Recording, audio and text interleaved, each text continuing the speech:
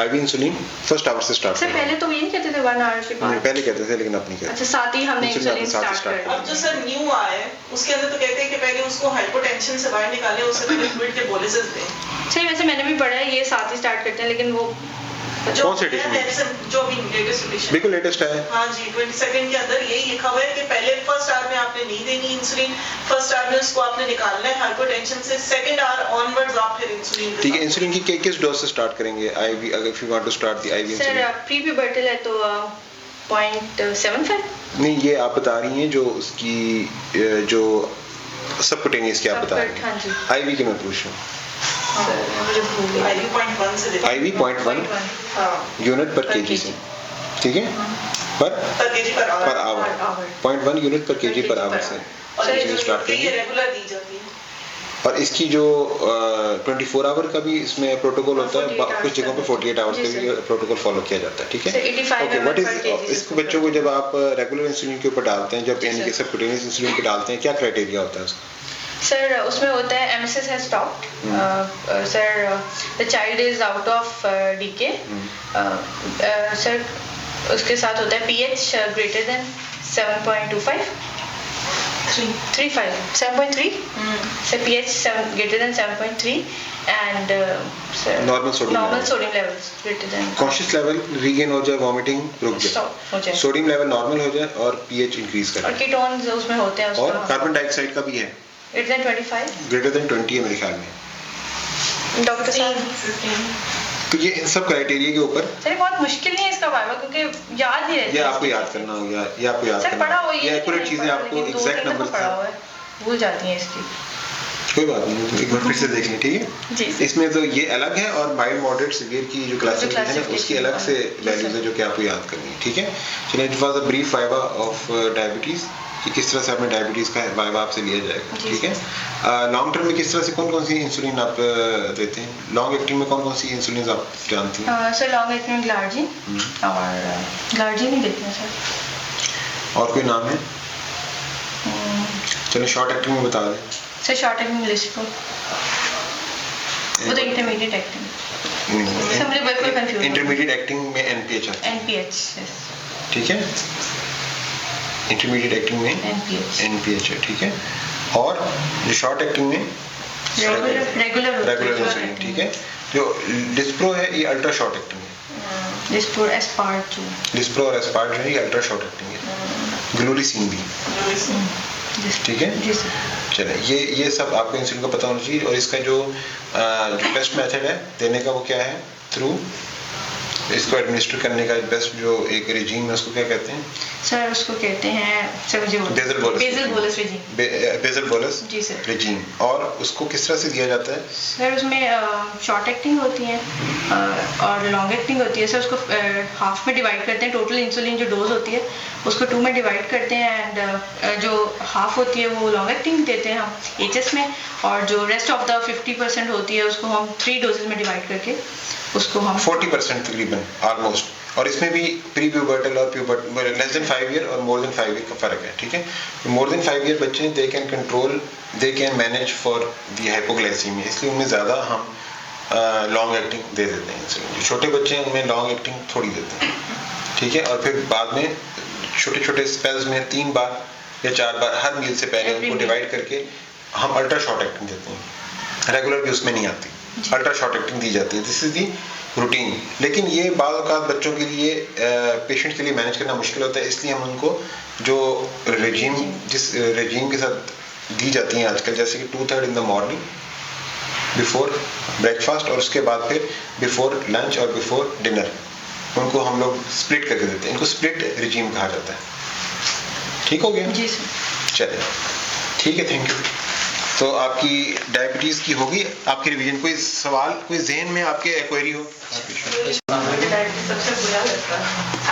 चलें, थोड़ा सा डर खत्म हुआ आपका? सर मुझे सबसे मुश्किल जो पढ़ने में लगता है डायबिटीज ही लगता है, लेकिन हो जाएगा, एक दफा दोबारा पढ़ूंगे ना आज जाके फिर बेहतर हो जाएगा। अच्छा सर, इसका जो फ्लूइड है वो 10 ml पर केजी से देना होता है 20 ml पर केजी? सर चाहे डिहाइड्रेशन में आए बच्चा चाहे ना आए, जो डायबिटिक कीटोएसिडोसिस में आएगा वो सीवियर डिहाइड्रेशन नहीं आएगा, ठीक है, चाहे वो वॉमिटिंग के साथ आए या पॉलीयूरिया के साथ आए, ठीक है।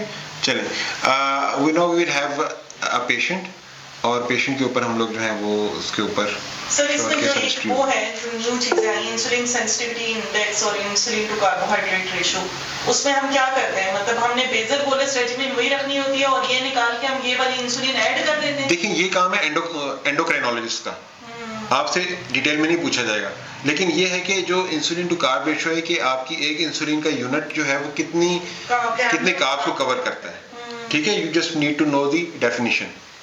दूसरी चीज जो इंसुलिन सेंसिटिविटी इंडेक्स कि आपकी इंसुलिन का एक यूनिट कितने ब्लड शुगर लेवल आपका कम करता है। इंसुलिन सेंसिटिविटी तो मेरे ख्याल हम भी निकालते हैं जब आईसीयू में बच्चों को देखते हैं। क्या उसका फार्मूले से निकालते हैं, किस फार्मूले से? तो मेरे पास है फार्मूला, उसको पता नहीं 100 अगर निकालें, because these are not the questions that will decide your fate in the case of diabetes, और सर ठीक है, ये इनसे सब आपको बेसिकली कॉन्सेप्ट होना चाहिए, ठीक है। इंसुलिन देने का तरीका भी चेंज हो गया ना, अब पहले आप 0.2 यूनिट पर केजी से दे रहे हैं, और अगर एसिडोसिस होगा फिर 0.2 ऐड हो जाएगा, अगर तो बच्चा पिबर्टल एज का है फिर भी 0.2, मतलब आप इंसुलिन उस तरह नहीं देते प्री पिबर्टल, पिबर्टल, पोस्ट पिबर्टल, अब एक नया चार्ट उसका आ गया। न्यू एडिशन में सारी चेंजेस, न्यू एडिशन में ये चीजें चेंज आई, लेकिन जो हमारे एग्जामिनर्स होते हैं उन्होंने न्यू एडिशन तो नहीं पढ़ा। न्यू एडिशन बिल्कुल नया है। आप ये लास्ट ईयर से सर जो वाइवास हो रहे हैं वो इसके ऊपर हो रहे हैं ना, मैंने तो लास्ट ईयर भी दिया था, तो ये वाली चीज आती है, जो नई चीज एक ऐड हो गई, डायबिटीज चेंज हुआ है, और एक जो एग्जामिनर देखें अभी बिल्कुल जो इस साल आप पुराने एडिशन की नॉलेज से गुजारा कर सकते हैं, इन विद टाइम जो आने वाले जो सेशन आएंगे तो एनएचएस की भी एक दफा गाइडलाइन पढ़ी थी, वो भी यही प्री प्यूबर्टल वाली हुई 0.5 to 0.75 और 0.75 to 1। अभी तक जो प्रिवेलेंट है वो तो यही है, ठीक है। चलें, we will have a case, another case, और आप में से कौन आना चाहेगा शॉर्ट केस के लिए या लॉन्ग केस के लिए? शॉर्ट केस के सारे कर। चलिए मैं आपको कॉल करता हूँ विद इन 1 मिनट, ठीक है। Do the general physical examination and relevant, ठीक है।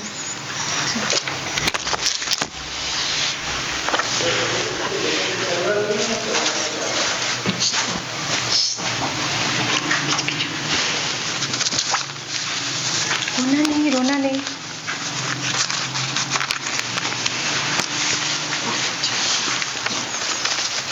हाँ जी,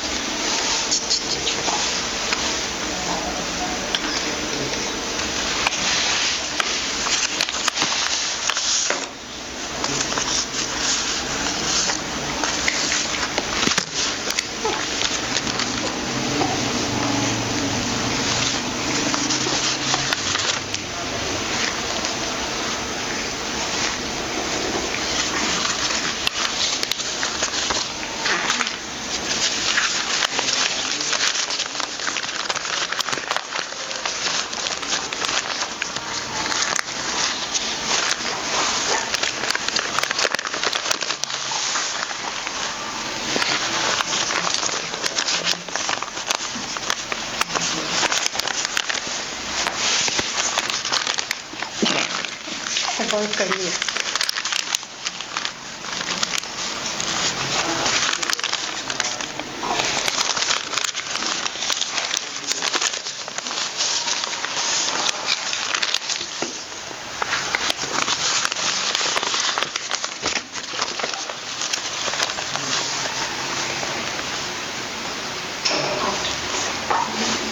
आप आएंगे जरा 1 मिनट हेल्प से? यहाँ से पकड़े? नहीं, बस यहाँ से आप इसको पकड़ लो।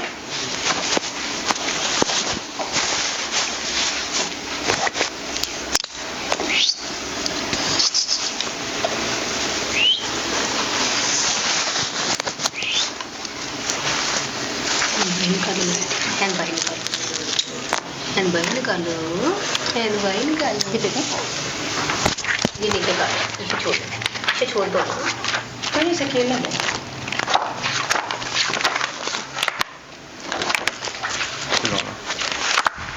पकड़ना इसकी 4 महीने उम्र है जी, 23 को 4 की पूरी हो गई है, 5 दिन लगा।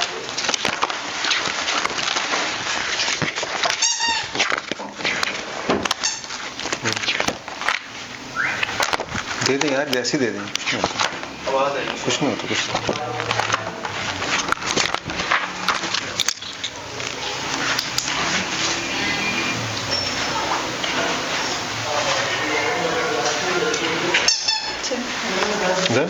ठीक है, उसे नहीं, सॉरी मैंने इसका काट दिया। ठीक है।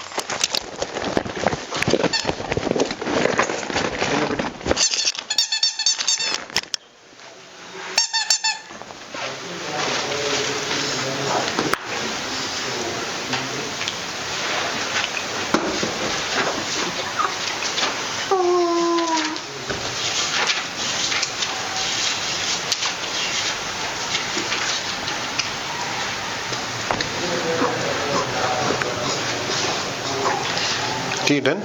अच्छा,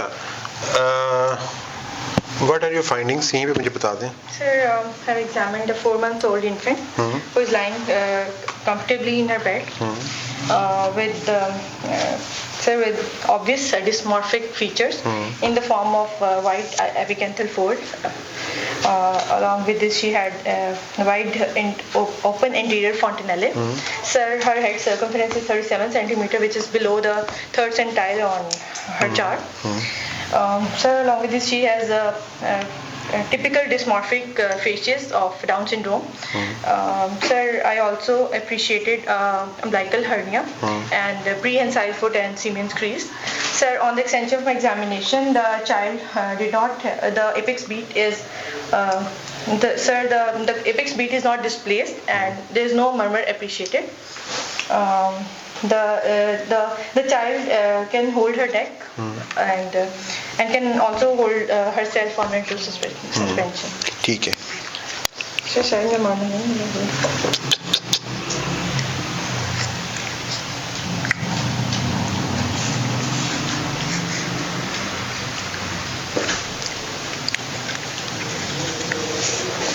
Very beautiful.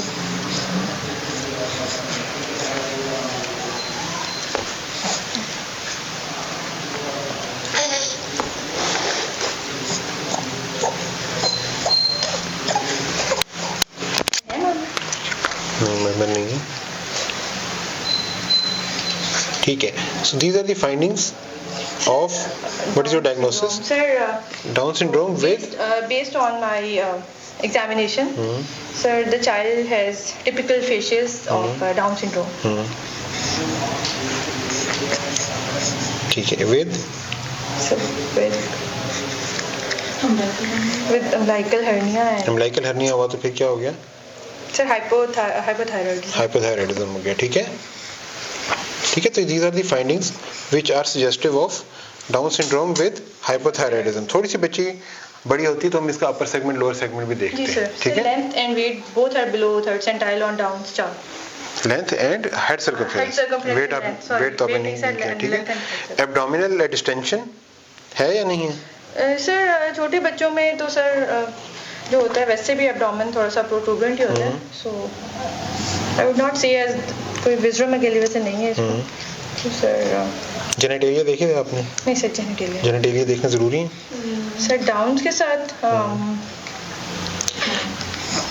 कोई इलियोस्टमी, यहाँ तक बच्चों की जो कोलोस्टमी की हो सकती है, ठीक है, कोलोस्टमी का यहाँ पे वैसे उसका कोई सर्जिकल स्कार्मा ऊपर नहीं था, ड्यूडल एट्रीजिया मोस्ट कॉमन होता है इन बच्चों में, लेकिन उसका कोई सर्जिकल स्कार्मा नहीं था। हर्ट्सबर्ग डिजीज नहीं होती सर? होती है, हो सकती है, हर्ट्सबर्ग डिजीज भी हो सकती है ना।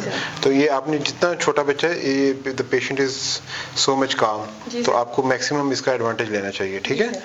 इनके इसके प्रेफर करें कि इसके सारे क्लोथ्स रिमूव करा देना पहले, और वो बच्चा रो नहीं, वो रो पड़ेगा बच्चा ना, जिस हद आप आहिस्ता आहिस्ता से बच्चे की ईज देखते हुए, और अपने पास जरूर रैटल या चीजें रखा करें, ठीक है।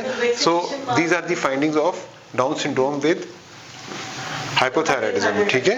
इसके ऊपर डिटेल वाइवा भी करते हैं। Anyone else who wants to come forward? Doctor साहब, you want to come forward और नॉट, या अभी आप टायर्ड है? ठीक है, आप अभी आई हैं। डॉक्टर सारा आ जाएं, ठीक है। देखिए बच्चा इतना काम है और बहुत अच्छी, बहुत प्यारी बच्ची है, ठीक है। सीरत इस बच्ची का नाम है। आप हमें जब भी कोई मसला हो हमसे रब्ता कर सकते हैं, ठीक है। सर देखने के लिहाज से हमारे हिसाब से मुझे कोई बच्ची एक्टिव लगती है, देखती भी है, सुनती भी है, जिस तरफ से आवाज आएगी ना उस तरफ को देखती भी है और बोलती भी है। सर इसमें फर्दर हमें डेवलपमेंट वाला करना चाहिए था, क्योंकि उनकी फैमिली में डेवलपमेंटल असेसमेंट इस बच्चे में कंप्लीट होनी चाहिए। आप जिस हद तक कर सकते हैं उस हद तक करेंगे डॉक्टर सारा। और ये अपने पाँव पे पूरा सर वजन इसमें भी हम रेटल से उसके हेयरिंग थोड़ी बहुत जो असेस कर सकते हैं। रैटल के साथ कर सकते हैं या फिर ये जो इनके पास था अभी ये जो टॉयज हैं डकीज जो होती हैं, हाँ इनके साथ डक्स के साथ आप कर सकते हैं। ये पड़ी हुई है। पड़ी हुई है। सर डेवलपमेंट आता है, वो सुना है कि अब डेवलपमेंट का केस नहीं आता होगा। बहुत कम चांसेस हैं, बहुत कम चांसेस हैं। ठीक है डॉक्टर सारा, she is a 4 month old baby, do the general physical examination and relevant। मेरा नाम डॉक्टर सारा है। ठीक है, इंट्रोडक्शन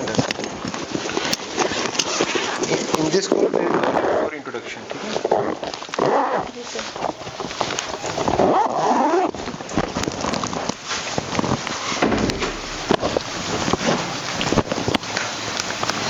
ये देखो मैं देखता हूँ दोबारा details.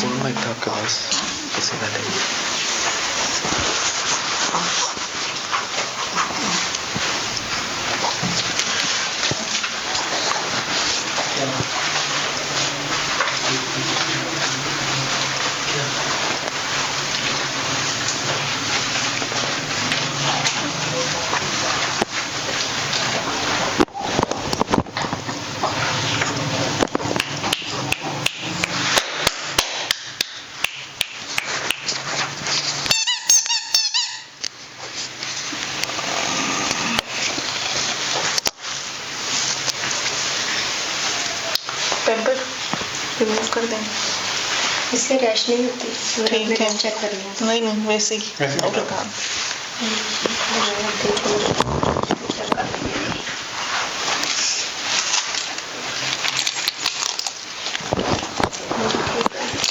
Length of the child से देखिए डॉक्टर पीछे से भी थोड़ा सा दिखा दें। ठीक है, ज़्यादा नहीं लेना। मुझे लेंथ ऑफ चाइल्ड से कितनी ठीक, इसकी लेंथ कितनी थी डॉक्टर? सर इसकी लेंथ थी 50 समथिंग, मुझे भूल गया ठीक है। लेकिन बिलो 30 सेंटीमीटर मुझे भूल गया। एंड वेट 57 थी, 57। Weight of the child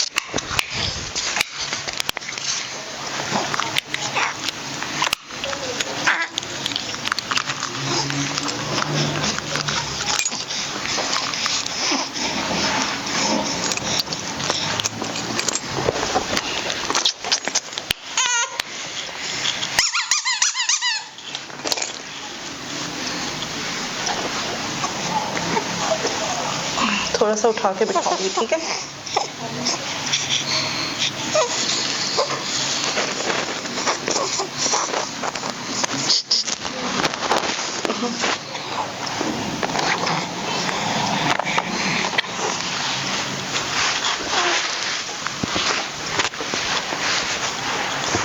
growth बच्ची की अच्छी है आपकी। डेवलपमेंट इसकी है ना, डेवलपमेंटल जो सारे इसके हैं। एक माह में से 2 किलो वजन इसका है।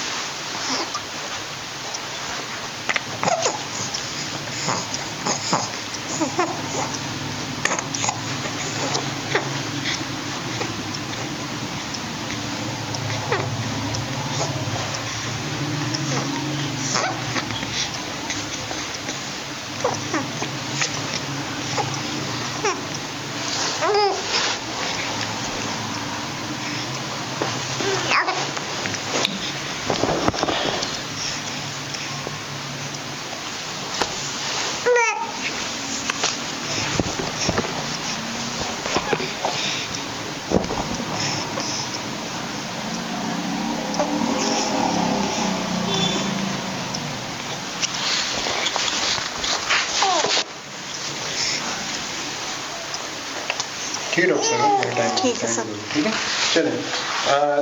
फीचर्स जो कि इन बच्चों में आपने देखने हैं डाउन सिंड्रोम में, वो सबसे पहले बच्चे के फेशिस, डिप्रेस्ड नेजल ब्रिज, ठीक है। उसके बाद फिर जो वाइड इंटीरियर फॉन्टेनल है, ठीक है सर। उसके बाद फिर फ्लैट ऑक्सीपिट जो कि इस बच्चे में नहीं है। उसके बाद अपवर्ड स्लैंटिंग आईज, ठीक है। Prominent epicanthal folds. उसके बाद फिर डिप्रेस्ड नेजल ब्रिज, पहले बता दी, स्मॉल माउथ जिसकी वजह से प्रोट्रूडेड टंग, ठीक है। उसके अलावा फिर थायराइड स्वेलिंग वैसे इन बच्चों में नहीं होती आमतौर पर, वाई बिकॉज ये एक इसमें अप्रिशिएट भी नहीं होगी, ये तो बहुत छोटे बच्चों में जो थायराइड स्वेलिंग बेसिकली ग्वाइटर नहीं होता, ठीक है, लेकिन हाइपोथायराइडिज्म के फीचर आ सकते हैं। स्किन को आपने देखना है, कोर्स स्किन होनी चाहिए, ठीक है, कोर्स स्किन होती है। उसके बाद हार्ट में डिफेक्ट्स देखने हैं, और उसके बाद अम्बिलिकल हर्निया बेसिकली हाइपोथायराइड के साथ में आ जाएगी। अगर बच्चा क्राई करे तो आपने हॉर्स क्राई को नोट करना है। हाथों में फिर क्लाइनोडिक्टिली जी, क्लाइनोडिक्टिली देखनी है, ठीक है। और जो सेकंड जो ये है, ये स्मॉल होता है, जो मिडिल फेलिंग्स, स्मॉल फिंगर का मिडिल फेलिंग स्मॉल होता है, मिडिल फेलिंग स्मॉल होता है, ठीक है। और वो स्टबी हैंड्स होते हैं जी, शॉर्ट हैंड्स होंगे इसके, और सीमेन क्रीज इसकी है या नहीं है, मुझे तो नहीं लग रही। सीमेन क्रीज नहीं है, नहीं है, सीमेन क्रीज नहीं है, ठीक है। उसके बाद फिर विस्ट्रोमेगाली देखेंगे फॉर मैलिग्नेंसी, ठीक है, ठीक है, बच्चों में हो सकती है। और उसके बाद फिर डिसलोकेशन ऑफ हिप, ठीक है, ये चीज़ भी आप देखेंगे। चलो ठीक है, ये सब फाइंडिंग्स है। और इसमें थायराइड को भी आपने साथ में उसकी फाइंडिंग्स को इनके जो सर बेसिकली जो हल्स क्राइटेरिया होता है, हमें कुछ हल्स क्राइटेरिया हमने वो पूरा करना चाहिए ना। हल्स क्राइटेरिया के अंदर में जरूरी नहीं कि वो ये सारी चीजें हों, वो सारा पूरा हो, ठीक है। Diagnostic diagnostic hulls criteria is not diagnostic, ठीक है, ठीक है। चलो ठीक है। अब मैं आपको बताता हूँ, सारा कुछ बताता हूँ। इसको जरा पढ़ते हैं क्या 4 मंथ का